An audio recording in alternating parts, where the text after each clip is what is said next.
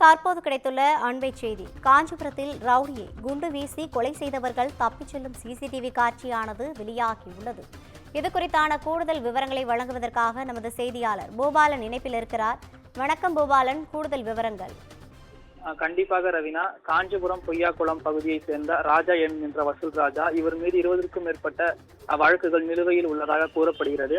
அந்த வகையில் கடந்த ஆண்டு மற்றொரு குற்ற சம்பவத்தில் கைதாகி இதுபோன்ற எவ்வித குற்ற சம்பவத்தில் ஈடுபட மாட்டேன் என்று எழுத்துப்பூர்வமாக கையெழுத்து விட்டு வெளிவந்ததாக தெரிகிறது.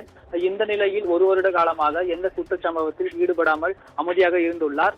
மேலும் இவரினை போலீசார் தரப்பில் தனிப்படை அமைத்து கண்காணித்ததாகவும் கூறப்படுகிறது. இந்த நிலையில் காஞ்சிபுரம் மாநகராட்சிக்கு உட்பட்ட திருக்காலிமேடு பகுதியில் உள்ள நியாய விலை கடையின் அருகாமையில் அமர்ந்துள்ளார்.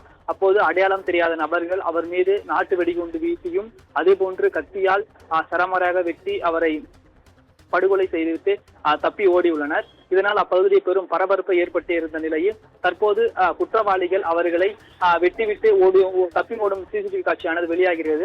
சிசிடிவி காட்சியில் ஒரு நபர் இருசக்கர வாகனத்திலும் மற்றொரு நபர் கையில் கத்தி எடுத்துக்கொண்டு ஓடும் சிசிடிவி காட்சியானது தற்போது வெளியாகி ஒரு பெரும் பரபரப்பை ஏற்படுத்தியுள்ளது. அவர்களை கண்டுபிடிக்க தனிப்படை அமைத்திருப்பதாகவும் காவல்துறை சார்பில் தெரிவிக்கப்பட்டிருக்கிறது. பட்டப்பகலிலே வெடிகுண்டு வீசியும் கத்தியால் சரமரக வெட்டியும் வெட்டிய சம்பவம் இப்பகுதியில் பெரும் பரபரப்பை ஏற்படுத்தியுள்ளது. கூடுதல் விவரங்களை வழங்கியமைக்காக நன்றி பூபாலன்.